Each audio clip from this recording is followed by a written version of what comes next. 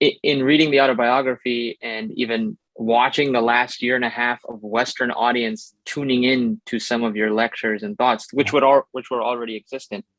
Yes. One thing that's kind of obviously noticeable is that some of your now like broadcasted lecturing has a lot to do with the relationship between yoga psychology and science, Yeah. particularly because Western audience is now tuning in to your visual platform. So Right.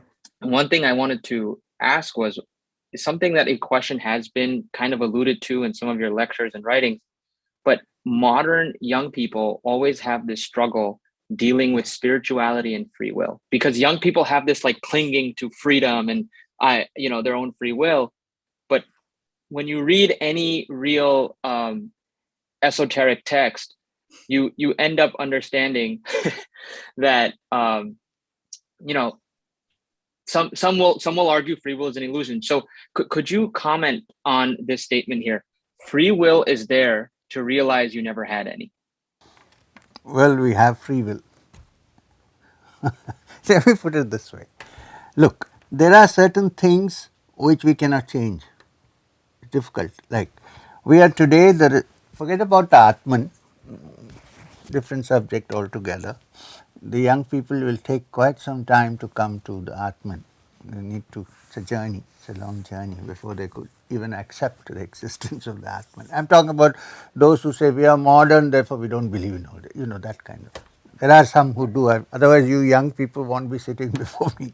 So, um, today biologically we are the result of 3 million years of genetic evolution, various permutations and combinations today. Right. Nobody can change that. Forget about past lives. Nobody can change that. However, because there are these permutations and combinations of 3 million years of genetic evolution, there may be hidden talents uh, potentially sitting there in every human being, which we don't normally realize, because when we, in this life, in the present life which we have, most people only think of this life, they don't think of anything else. We are born in a certain situation from a certain couple, parents, in a certain background, and therefore we are molded accordingly. However, there is one thing in which there is complete free will, which is to discover your true self. Nobody wants to discover the true self, but if I say to find happiness, that is there in everybody. Even if a person says, I don't believe in free will, it's all this. Why is he saying that? Because he likes to settle down and be happy about it. Maybe a theory, right or wrong, we don't know. We can't say at the moment.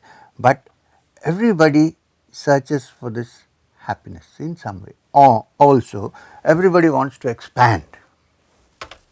The main reason why young people say free will, we don't want, is because they want to expand and grow and don't want to get confined to something because it's so distant, so you have to be like this.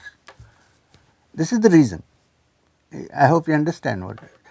So, what I am trying to say is that while certain conditions are there which we cannot change, there is also a gap there where there is free will. Now, this free will is the tendency in all human beings to move towards fulfillment, to growth, to happiness, and people like to go there and they want to do things themselves to reach there. This is what, and if by continuous work, if there is failure, then you can say perhaps it was not destined to, but it should not become an excuse in the first place to start looking for it. See what happens then? Understood. What happens then? We say everything is destined and I don't, it doesn't work that way. I know this myself. Later on you might figure out that due to various reasons, you may call it destiny if you like, certain things happened to me. But when I started out, I had no such idea. I was not going to sit down lazy and allow destiny to do its work. I was working towards it. I ran away from home because I felt I was like Now, I could have sat in and say, if I'm destined to find self-realization, I'll find it here in Trivandrum. No. I said, I must get out of here. Later on, after touching something where I could gain access to certain past memories and influences in my brain, I came to realize that certain things, there was a blueprint.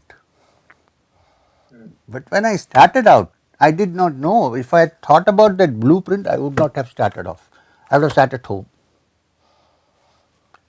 But even that, there is an argument. You went because it was destined. But, well, we can go endlessly on this. But it's like which came first, the egg or the hen. But from my understanding, while yes, we should accept that there are some limitations and some blueprints, we should also understand we still have a free will to move, especially when we want to find fulfillment, growth, and happiness, which unfortunately people search for in the outside world. If only they could turn in. Now, to turn in, everybody has a right and everybody has a free will to do that.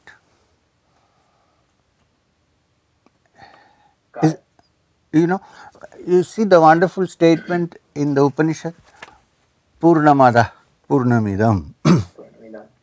That is complete, which means the source from which we have come. The good news is Purnamidam, this is also complete.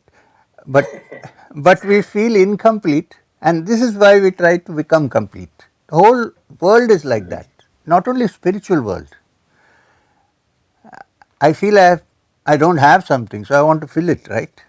Which means I'm trying to become complete, recognizing that I'm incomplete. The Upanishad says, in your true essence, you are complete. So, if you turn around and look, you find that what you are progressing towards is truly the inner essence of your being. Again, if you say that there is some element of destiny, well, I can't say no, because here we are sitting, four of us together facing each other. It was not planned, so there may be some plan, we don't know. But having sat here, we have a free will to discuss these matters and figure out, right? Right. So that's my thought about this matter.